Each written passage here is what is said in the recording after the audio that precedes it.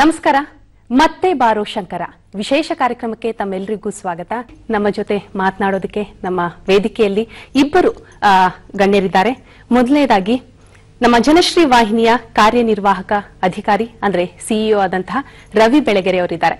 ರವಿ ಬೆಳಗೆರೆ ಅವರೇ ಕಾರ್ಯಕ್ರಮಕ್ಕೆ ಸ್ವಾಗತ. ನಮಸ್ಕಾರ. ಹಾಗೇನೆ ನಟಿ ಭವ್ಯ ಅವರಿದ್ದಾರೆ. ಭವ್ಯ ಅವರೇ, ತಮಗೂ ಕೂಡ ಕಾರ್ಯಕ್ರಮಕ್ಕೆ ಸ್ವಾಗತ. ನಮಸ್ಕಾರ.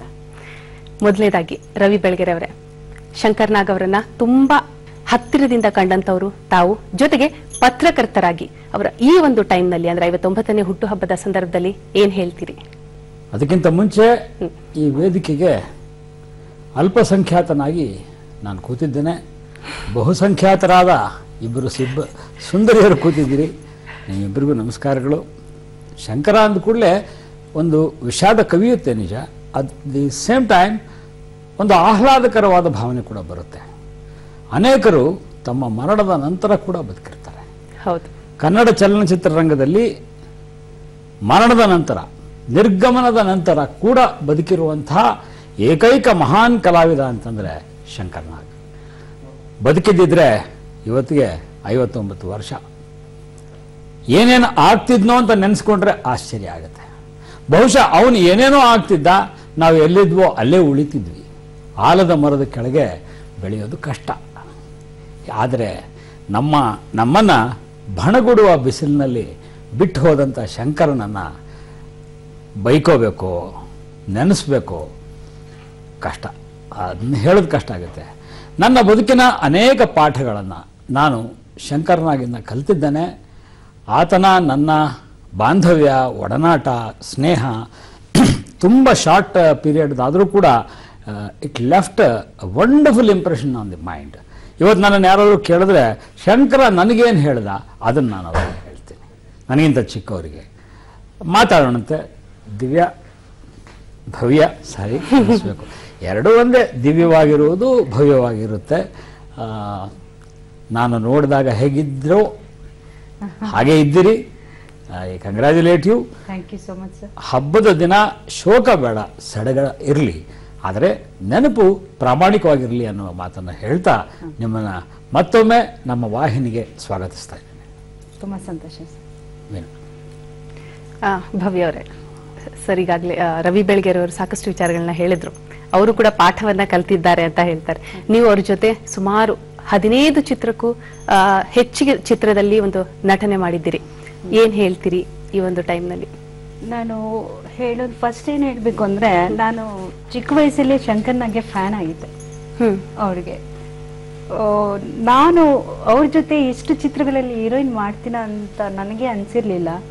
ಅಷ್ಟು ಆ ಒಂದು ಕನಸು ನನಸಾಗೋಯ್ತು. ಅವ್ರ ಫ್ಯಾನ್ ಆಗಿದ್ದೆ ಸರ್ ನಾನು. ಸೀತಾರಾಮು ಟೈಮಲ್ಲಿ ಅವ್ರ ಚಿತ್ರಗಳನ್ನ ನೋಡ್ತಿದ್ದೆ. ಒಂದೇ ಒಂದು ಆಸೆ, ಒಂದೇ ಒಂದು ಆಸೆಯು, ಆ ಸಾಂಗ್. ಇಬ್ರು ಇಲ್ಲ, ಮಂಜುಳಾ ಅಂಡ್ ಶಂಕರ್ ನಾಗ್. ಆ ಪಿಕ್ಚರ್ ಅಲ್ಲಿ ಅವರ ಶಂಕರ್ ನಾಗ್ ಅಂದ ತಕ್ಷಣನೇ ಒಂದು ಡ್ಯಾಶಿಂಗ್ ಹೀರೋ, ಒಂದು ಸ್ಟೈಲಿಶ್, ಚಾರ್ಮಿಂಗು, ಆಕ್ಷನ್, ಎಂಟರ್ಟೈನ್ಮೆಂಟ್, ಏನ್ ಬೇಕಾದ್ರೂ ನೀವು ಹೇಳ್ಬೋದು.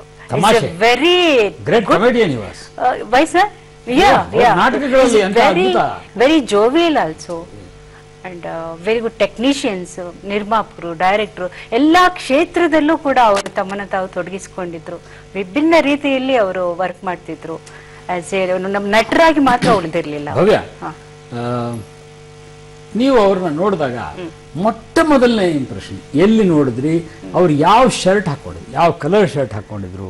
ಸರ್ ಅದೊಂದು ನನ್ಗೆ ಗೊತ್ತಾಗಲ್ಲ. ನನ್ಗೆ ಹೆಚ್ಚು ನಾನು ಅವ್ರನ್ನ ಇಷ್ಟಪಟ್ಟಿದ್ದು ಆ ಹೇರ್ ಸ್ಟೈಲ್ ಸರ್. ಅವ್ರದ್ದು ಲಾರಿ ಡ್ರೈವರ್ ಅನ್ನೋ ಚಿತ್ರದಲ್ಲಿ ಒಂದು ಸಾಂಗು, ನಾವು ಮಳೆಯಲ್ಲಿ ನೆನೆಯೋ ಸಾಂಗ್ ಒಂದಿದೆ, ನಮ್ಮಿಬ್ಬರದ್ದು ಡ್ರೀಮ್ ಸಾಂಗ್ ಒಂದಿದೆ. ಆಗ ನೋಡಿದ್ದ ಅವ್ರನ್ನ ನಾನು. ಬಟ್ಟೆಗಳ ಕಲರ್ ಎಲ್ಲ ನಮಗ್ ಗೊತ್ತಿಲ್ಲ, ಬಟ್ ಆ ಹೇರ್ ಸ್ಟೈಲ್ ಇದೆಯಲ್ಲ, ಆಮೇಲೆ ಅವರು ನಡೆಯೋ ಸ್ಟೈಲು ತುಂಬಾ ನನಗೆ ಇಷ್ಟ ಆಗ್ತಿತ್ತು. ಆಮೇಲೆ ಮಾತಾಡೋ ಆಕ್ಸೆಂಟ್ ಇದೆಯಲ್ಲ ಅವ್ರದ್ದು ಸ್ಟೈಲಿಶು, ಅದು ತುಂಬಾ. ಆಮೇಲೆ ಅವ್ರು ಆಕ್ಟ್ ಮಾಡೋವಾಗ ತುಂಬಾ ನೈಜತೆ ಇರ್ತಿತ್ತು, ಒಂದು ಆರ್ಟಿಫಿಷಿಯಲ್ ಇರ್ತಿರ್ಲಿಲ್ಲ, ಅಲ್ಲಿ ನೈಜತೆ ಇರ್ತಿತ್ತು. ನಮ್ಮ ನಿಜ ಜೀವನದಲ್ಲಿ ನಾವು ಹೇಗೆ ಒಂದು ಆಕ್ಟ್ ಮಾಡ್ತೀವೋ ಅದನ್ನ ನಮಗ್ ತೋರಿಸ್ಕೊಡ್ತಿದ್ರು ಅವರು. ಎಷ್ಟೋ ಸಾರಿ ಚಿತ್ರ ಮಾಡ್ಬೇಕಾದ್ರೇನೆ ನೀವು ಅವ್ರನ್ನ ಸ್ವತಃ ನೋಡಿದ್ದು. ಲಾರಿ ಡ್ರೈವರ್ ಚಿತ್ರದಲ್ಲಿ ನನ್ನ ಫಸ್ಟ್ ಪಿಕ್ಚರ್ ಅದು ಅವ್ರ ಜೊತೆ. ನೋಡಿ, ಒಂದು ಸಿನಿಮಾದಲ್ಲಿ ನಾನಾ ಪಾಟೇಕರ್ ಮನೀಷಾ ಕೊಯ್ರಾಲಾಗ ಒಂದು ಫೋನ್ ಮಾಡ್ತಾನೆ. He is N exchange husband. ಆಗ ಅವನಿಂದ ತಪ್ಸ್ಕೊಂಡ್ ಬಂದ್ಬಿಟ್ಟಿರ್ತಾಳೆ. ನೋಡಿದ್ದೀನಿ ಸರ್. ಫೋನ್ ಮಾಡಿದಾಗ ಆಕೆ ಫೋನ್ ತಗೊಂಡು ಮುಷೆ ಸುನಾಯಿನ ಇದ್ದೀರಾ ಅಂತ ಕೂಗ್ತಾಳೆ. I am not hearing disturbance. ಓ ಪೈದಾಯಿಶಿ ಸೆ ಹೈ ಅಂತ ನಾನು ಡಿಸ್ಟರ್ಬೆನ್ಸ್ ಇದೆ ಅಂತಂದ್ರೆ ಬೈ ಬರ್ತ್ ಇದೆ, ಪರವಾಗಿಲ್ಲ ಮಾತಾಡ್ತೀನಿ ಅಂತ ಹೇಳಿ. ಹಾಗೆ ಶಂಕರ ತಲೆ ಬಾಚ್ಕೊಳ್ಳೋ ಅಂತಂದ್ರೆ ಒಳಗೂ ಕೆದರಿದೆ ಹೊರಗೂ ಕೆದರಿದೆ ಸುಮ್ಮನಿರಯ ಅಂತ ಒಂದು ಸ್ಟೈಲ್ ಆಗಿರೋದು ಅವರಿಗೆ. ಯಾರು ಅವ್ರನ್ನ ಮೀರಿಸ್ಲಿಕ್ಕೆ ಆಗ್ತಾ ಇರಲಿಲ್ಲ. ಯಾಕೆಂದ್ರೆ ಮಾತು ಎಲ್ರೂ ಆಡ್ತಾರೆ, ಕೃತಿಯನ್ನ ಬೆನ್ನಿಗೆ ಇಟ್ಕೊಂಡು ಮಾತಾಡುವವನ ಮಾತು ಗಟ್ಟಿ ಇರುತ್ತೆ. ಈಗ ನಾಟಕದವರು ಮಾತಾಡ್ತಾರೆ, ಮತ್ತೊಬ್ರು ಮಾತಾಡ್ತಾರೆ, ಬುಡುಬುಡಿಕೆಯವರು ಮಾತಾಡ್ತಾರೆ, ಹಾವಾಡಿಸೋರು ಮಾತಾಡ್ತಾರೆ. What is the background? How straight and strong is your spine, that decides what your words they carry. And very practical way is ಹೇಳಿ ಹೇಗೆ ವೆರಿ ಪ್ರಾಕ್ಟಿಕಲ್. ಏನೇ ಅವ್ರು ಅನ್ಕೊಂಡಿದ್ದನ್ನ ಕಾರ್ಯರೂಪಕ್ಕೆ ತರುವಂತ ವ್ಯಕ್ತಿ. ಅದನ್ನ ಹಾಗೆ ಡ್ರೀಮ್ ಅಲ್ಲಿ ಇಟ್ಕೊಳ್ಳೋ ಅಂತದ್ದಲ್ಲ, ಅದನ್ನ ಕಾರ್ಯರೂಪಕ್ಕೆ ತರೋ ಯಾವ ರೀತಿ ಕಾರ್ಯರೂಪಕ್ಕೆ ತರೋ ನಿಟ್ಟಿನಲ್ಲಿ ಅವ್ರು ಶ್ರಮಿಸ್ತಿದ್ರು ಅದನ್ನ ನಾನು ನಿಮ್ ಜೊತೆ ಮತ್ತೆ ಮಾತನಾಡ್ತೀನಿ. ಈಗ ಒಂದು ಚಿಕ್ಕ ಬ್ರೇಕ್ ತೆಗೆದುಕೊಳ್ಳುವಂತಹ ಸಮಯ. ಭವ್ಯ ಅವರು ಹಾಗೇನೆ ಶಂಕರ್ ನಾಗ್ ಅವರು ನಟಿಸಿರುವಂತಹ ಒಂದು ಚಿತ್ರದ ಹಾಡನ್ನ ಕೇಳ್ತಾ ಒಂದು ಪುಟ್ಟ ಬ್ರೇಕ್ ಅನ್ನ ತೆಗೆದುಕೊಂಡು ಮತ್ತೆ ವಾಪಸ್ ಬರ್ತೀವಿ.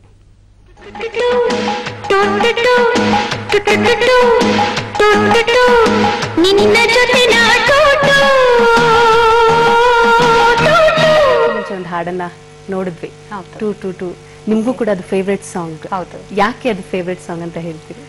ಆಕ್ಚುಲಿ ಅದರಲ್ಲಿ ಸಾಂಗ್ಗೆ ಬಂದು ಚಿಕ್ಕ ಮಕ್ಕಳ ತರ ಆಡೋ ತರ ಇದೆ ಸಾಂಗು. ಹಂಸಲೇಖ ಮ್ಯೂಸಿಕ್ ಅಂಡ್ ಅವ್ರ ವೈಫೇ ಆ ಸಾಂಗ್ ಅನ್ನ ಹಾಡಿದ್ದಾರೆ. ತುಂಬಾ ಚೆನ್ನಾಗಿ ಹಾಡಿದ್ದಾರೆ ಆಕೆ. ಅದೊಂದು inspiration. Then Chini Prakash wife Surekha ಅವರು ಕಂಪೋಸ್ ಮಾಡಿರೋದು. ಅದರಲ್ಲಿ ಒಂದು ತುಂಟುತನ ಅನ್ನೋದನ್ನ ಚೆನ್ನಾಗಿ ತೋರಿಸಿದ್ದಾರೆ. ಅದರಿಂದ ತುಂಬಾ ನಂಗೆ ಇಷ್ಟ ಆಯ್ತು. ಚೈಲ್ಡಿಶ್ ಆಗಿ ಆಕ್ಟ್ ಮಾಡ್ಬೇಕಾಗಿತ್ತು ಅದರಲ್ಲಿ. ಆಮೇಲೆ ದೆನ್ ಶಂಕರ್ ನಾಗ್ ಅವರು, ಶಂಕರ್ ನಾಗ್ ನನ್ನ ಕೆಮಿಸ್ಟ್ರಿ ತುಂಬಾ ಚೆನ್ನಾಗಿದೆ.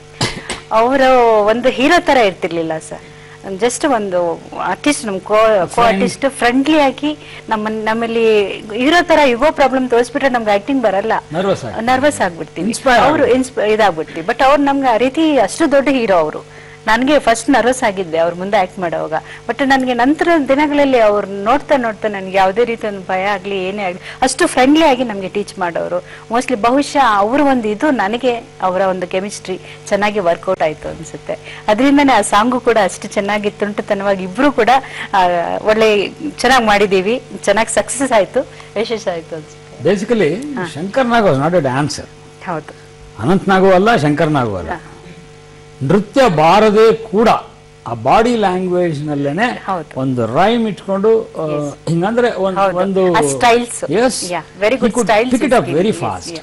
ಮೂಲತಃ ನಾಟಕದ ಹಿನ್ನೆಲೆಯಿಂದ ಬಂದವರು ಶಂಕರ್.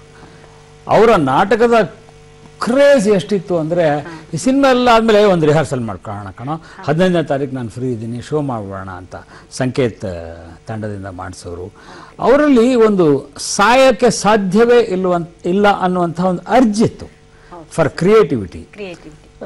ಭವ್ಯ, ಶಂಕರ್ ಬಗ್ಗೆ ಮಾತಾಡ್ತಾ ನಿಮ್ಮ ಬಗ್ಗೆನೂ ಮಾತಾಡಬೇಕಾಗಿದೆ. ಡಾಕ್ಟರ್ ದೇವೋ ಭವ. ಆ ಡಾಕ್ಟ್ರು ಪೇಷಂಟು ಆಗ್ಲಿಲ್ಲ, ಏನೂ ಆಗ್ಲಿಲ್ಲ, ಅವರೇ ರಿಲೀಸ್ ಆಗ್ಲಿಲ್ಲ. ಆದ್ರೆ ಒಟ್ಟಿಗೆನೆ ಪ್ರೇಮ ಪರ್ವ ಮತ್ತು ಸ್ವರ್ಗದಲ್ಲಿ ಮದುವೆ ನಿಮ್ದು ಸೈಮಲ್ಟೇನಿಯಸ್ ಆಗಿ ಶೂಟ್ ಆಯ್ತು. ಅದರಲ್ಲಿ ಬಹುಶಃ ಪ್ರೇಮ ಪರ್ವ ಮುಂಚೆ ರಿಲೀಸ್ ಆಯ್ತು. ಅದರಿಂದ ನಾನು ಅದನ್ನೇ ಫಸ್ಟ್ ಪಿಕ್ಚರ್ ಅನ್ನೋ ರೀತಿ ಇದ್ ಮಾಡ್ತೀನಿ. ಆ ಚಿತ್ರ ತುಂಬಾ ಸಕ್ಸಸ್ ಆಯ್ತು. And Bhavya, you are fortunate to act with another great hero of Kannada film land, ಪ್ರಳಯಾಂತಕ ರವಿಚಂದ್ರನ್ ಜೊತೆ. ನಿಮ್ಮ ಆ ಅನುಭವ ಹೇಗಿತ್ತು? In short, Ravichandran is very crazy star. ಅವ್ರಿಗೆ ಒಳ್ಳೆ ಟೈಟ್ಲೇ ಬಂದಿದೆ, crazy about you, not about me, crazy about all heroines ಅನ್ಬೋದು. Sure, it must be. Now we are also crazy about all heroines, but they are not. Okay. But is very ಒಳ್ಳೆ taste ಇರೋಂತ person ಅವರು. ಒಂದು acting ಅಲ್ಲೇ ಆಗ್ಲಿ, costumes ಅಲ್ಲೇ ಆಗ್ಲಿ, makeup ಅಲ್ಲೇ ಆಗ್ಲಿ ತುಂಬಾ ಒಂದು ರಿಚ್ನೆಸ್ ತರೋರ, ಸೆಟ್ಗಳಲ್ಲಿ, ಲೈಟಿಂಗ್ಸ್ ಅಲ್ಲಿ, ಎಲ್ಲಾದ್ರಲ್ಲೂ ರಿಚ್ನೆಸ್ ಬೇಕು ಅಂತ ಒಂದು ಕ್ಯಾರೆಕ್ಟರ್ ಅವ್ರದ್ದು. ಎಷ್ಟೇ ಹಣ ಖರ್ಚಾದ್ರೂ ಪರವಾಗಿಲ್ಲ, ಡೋಂಟ್ ವರಿ, ಡೋಂಟ್ ಕೇರ್. ನೀವರ ಕಾದಂಬರಿ ಚಿತ್ರ ನಿಮ್ಮ ಬದುಕಿನ ಒಂದು ಮುಖ್ಯ ಚಿತ್ರ ಆಗುತ್ತೆ. ಅದರ ಅನುಭವ 2 ನಿಮಿಷದಲ್ಲಿ ಹೇಳಿ. Okay sir. ಅದರಲ್ಲಿ ನನಗೆ ದ್ವಾರಕೀಶ್ ಅವರು ಆಫರ್ ಮಾಡಿದ್ರು, ಫೋನ್ ಮಾಡಿಬಿಟ್ಟು, ಭವ್ಯ ಈ ಥರ ಒಂದು ಪಿಕ್ಚರ್ ಮಾಡ್ತಿದ್ದೀನಿ, ನೀನು ಹೋಗ್ಬಿಟ್ಟು ಪ್ಯಾರ್ ಜುಗ್ತಾನೆ ಈ ಚಿತ್ರ ನೋಡು, ಅದೇ ರೋಲು, ಹೀರೋಯಿನ್ ರೋಲು, ನಿಂಗೆ ಇಷ್ಟ ಆದರೆ ನಂಗೆ ಫೋನ್ ಮಾಡಿ ಹೇಳಿ ಅಂತಂದ್ರೆ. ಸರಿ, ನಾನು ಫೋನ್ ಮಾಡಿ ಹೇಳಿದೆ, ನಾನು ಸರ್ ನಂಗೆ ತುಂಬ ಇಷ್ಟ ಆಗಿದೆ, ನಾನು ಮಾಡ್ತೀನಿ. ಅದು great, Vishnuvardhan super star hero ಜೊತೆ ಫಸ್ಟ್ ಟೈಮಲ್ಲಿ ಎಲ್ಲಾರ ಜೊತೆ ನ್ಯೂ ಕಮರ್ಸ್ ಜೊತೆ ಮಾಡ್ತಿದ್ದವಳು, ಏಕ್ದಮ್ ವಿಷ್ಣುವರ್ಧನ್ ಜೊತೆ ಮಾಡ್ಲಿಕ್ಕೆ ಯಾರು ತಾನೇ ಬೇಡ ಅಂತಾರೆ. I am so lucky to work with Vishnuvardhan. ಆಗ ಒಂದು ಕೆಲವು ಗಾಸಿಪ್ಸ್ ಬಂತು, ಬೇಡ ನಾನು ಅನ್ನೋ ರೀತಿಯಲ್ಲಿ ನಡೀತು ಅದು. ಬಟ್ ದ್ವಾರಕೀಶ್ ಅವರೇ ಮುಖ್ಯ ಕಾರಣ ನಾನು ಆ ಚಿತ್ರದಲ್ಲಿ ಮಾಡ್ಲಿಕ್ಕೆ. ವಿಷ್ಣು ಜೊತೆ ಸುಮಾರು 15 ಚಿತ್ರಗಳನ್ನು, 15 ಚಿತ್ರಗಳಲ್ಲಿ. ಶಂಕರ್ನಾಗ್ ಜೊತೆನೂ 15. ಹೌದು ಸರ್, ಅವರು Sangliana 1 and 2 okay sir, super hits. Super hits. Sangliana 1 ಬಂದಾಗ ಒಂದು ಅನೆಕ್ಡೋಟ್ ಇದೆ, ಒಂದು ನಿಮಿಷ ವೀಣಾ ಹೇಳ್ತೀನಿ. ಸಾಂಗ್ಲಿಯಾನ ಯಾಕೆ ಹೀರೋ ಆದರು ಅಂತ ನಂದೊಂದು ತನಿಖೆ ಮಾಡಿದ್ವಿ ನಾವು. ನಮ್ಮ ಕರ್ನಾಟಕದ ಪೊಲೀಸ್ ಆಫೀಸರ್ಸ್ ಏನಿದ್ರು ಸ್ವಲ್ಪ ವಯಸ್ಸಾದ ಕೂಡಲೇ ಇಷ್ಟಪ್ಪ ಹೊಟ್ಟೆ ಬಿಟ್ಕೊಂಡು ಇಷ್ಟಿಷ್ಟುದ ಮೀಸೆ ಬಿಟ್ಕೊಂಡು ಓಡಾಡೋರು. ಆ ಕಾಲದಲ್ಲಿ ಎಂಟರ್ ದಿ ಡ್ರ್ಯಾಗನ್ ಸಿನಿಮಾ ಬಂತು, Bruce Lee was the hero.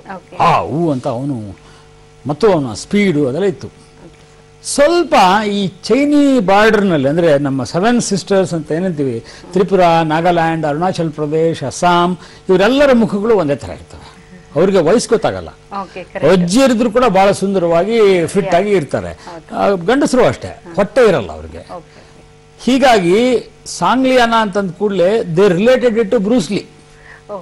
But Sangliana ಎಂಥ ಪುಕ್ಕದ ಅಧಿಕಾರಿ ಅಂದ್ರೆ ಅವ್ರ ಜನ್ಮದಲ್ಲಿ ಒಂದ್ಸಲ ಬಂದೂಕ್ ಮುಟ್ಲಿಲ್ಲ. ಬುರ್ಕಾ ಹಾಕೊಂಡೋಗಿ ಕಳ್ಳರನ್ನ ಹಿಡ್ಕೊಂಡೆ, ಹೆಂಡತಿಗೆ ಫೈನ್ ಹಾಕಿ ಗವರ್ಮೆಂಟ್ ಕಾರಲ್ಲಿ ಡ್ರೈವ್, ಈ ತರದ್ ಮಾಡಿದ್ರೆ ಹೊರತು ದಿಖಾವ.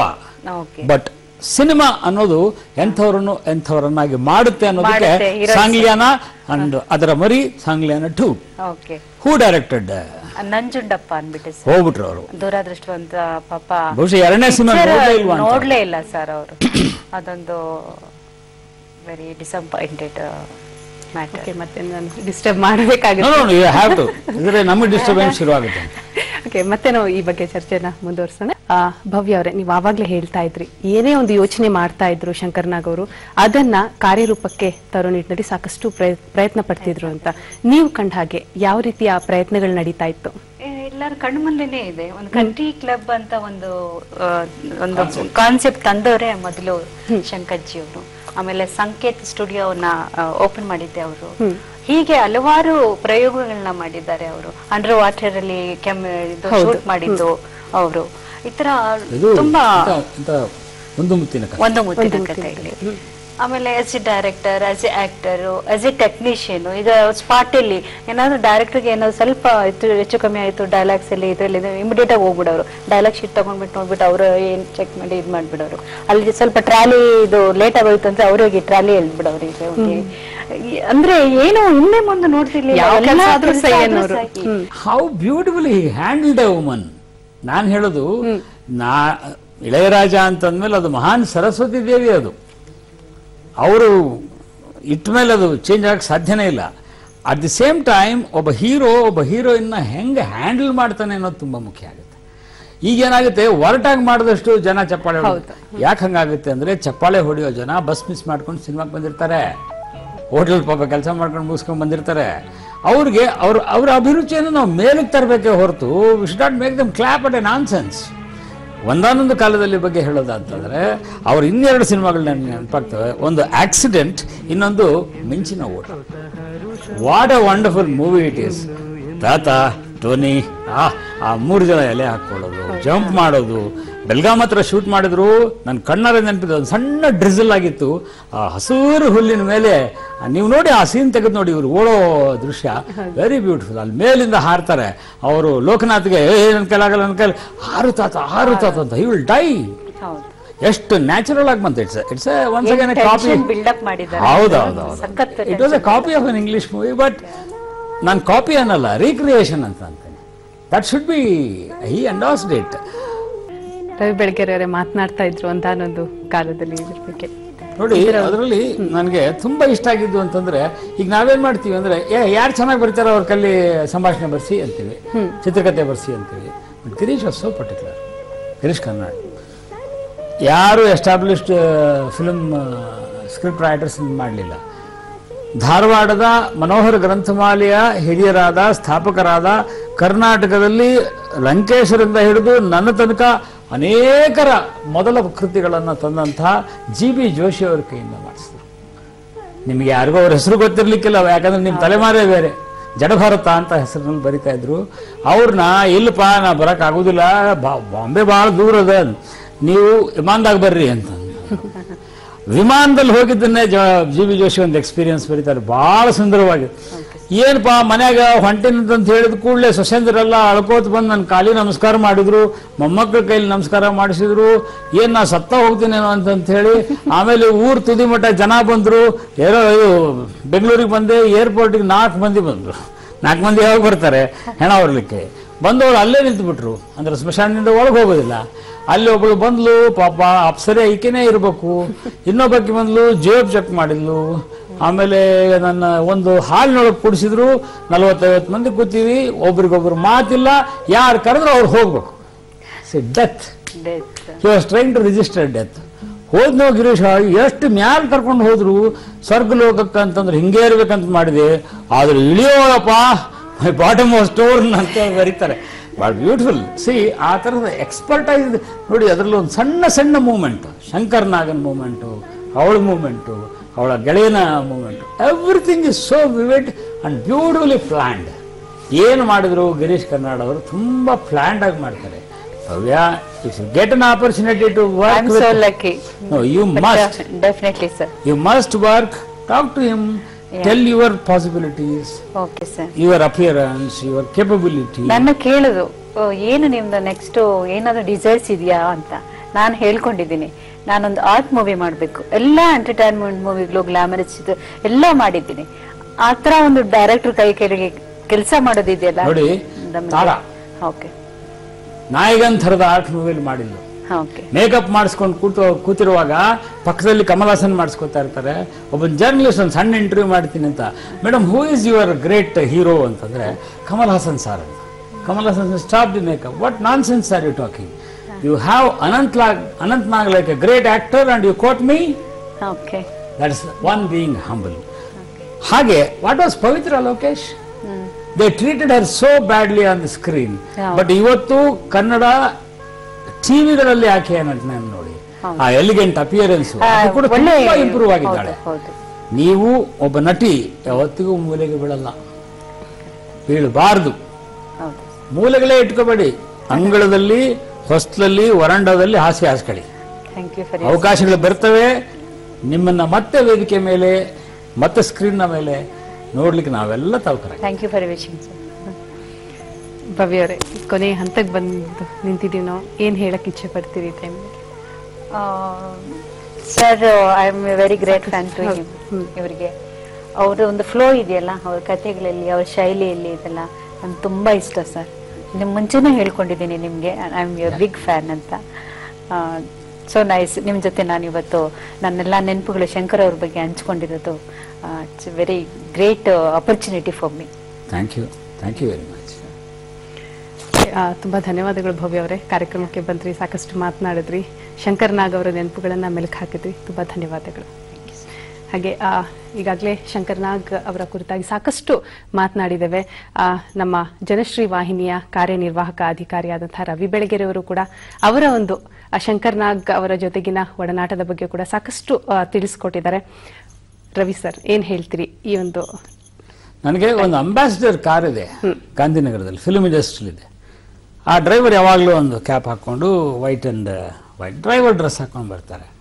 ಅವ್ರು ಹೇಳಿದ್ ನನಗೆ, ಸರ್ ಇದು ಶಂಕರ್ ನಾಗ್ ಕೊಡಿಸಿದ ಕಾರು ಅಂತ.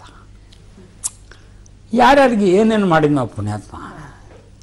ಬದುಕಿದ್ದಿದ್ರೆ ಅವನಿಗೆ 59 ವರ್ಷ, 4 ವರ್ಷ ನನಗಿಂತ ಹಿರಿಯನಾಗಿರ್ತಿದ್ದ. ನಮಗೊಬ್ರು ಜಗಳ ಆಡೋಕ್ಕೂ ಗೆಳೆಯರಿಲ್ವಲ್ರಿ. At least I could have fought with him. But I believe a man lives even after his death. I wish him a very very very happy birthday. ಇದೆಲ್ಲ ದುಃಖವನ್ನು ಮೀರಿ ಅವರಿಗೆ ಇಡೀ ಕರ್ನಾಟಕದ ಪರವಾಗಿ, ಜನಶ್ರೀ ವಾಹಿನಿಯ ಪರವಾಗಿ ನನ್ನ ಭವ್ಯ ಅವರ ಪರವಾಗಿ, ವೀಣಾ ಅವರ ಪರವಾಗಿ, ನಮ್ಮ ಸಿಬ್ಬಂದಿಯ ಪರವಾಗಿ ಜನ್ಮದಿನದ ಶುಭಾಶಯಗಳನ್ನು ಸಲ್ಲಿಸ್ತಾ ಇದ್ದೇನೆ.